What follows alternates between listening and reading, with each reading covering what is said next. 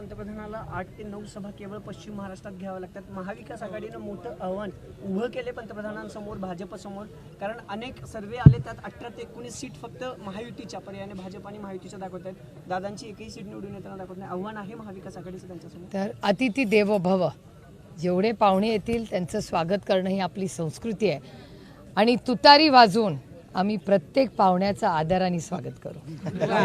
फडणवीसांकडून पण सातत्याने कोल्हापूरचे महाराज असतील त्यांच्यावरती टीका केली गेली आहे। एका साईडला म्हणतात की मोदी येत आहेत तर मग मोदींना मतदान द्या, गादीला नको, मग हे यांना मोदींचा चेहरा का समोर करावा लागतो? आज महागाई प्रचंड वाढलेली आहे, बेरोजगारी वाढलेली आहे, भ्रष्टाचार प्रचंड वाढलेला आहे, त्यामुळे आणि आज दुष्काळाची परिस्थिती, हे मूळ मुद्द्यांवर सत्तेत असलेले लोक काहीच बोलत नाही, दुर्दैव आहे। आणि आज सगळा जो डेटा येतोय तो केंद्र सरकारचा ऑफिशियल डेटा आहे की महागाई वाढलेली आहे का, तर सरकारचा डेटा सांगतो हो। भ्रष्टाचार वाढलाय का, तर हो। आज बेरोजगारी प्रचंड देशात वाढली आहे का, तर हो। हा सगळा डेटाच सांगतोय ना।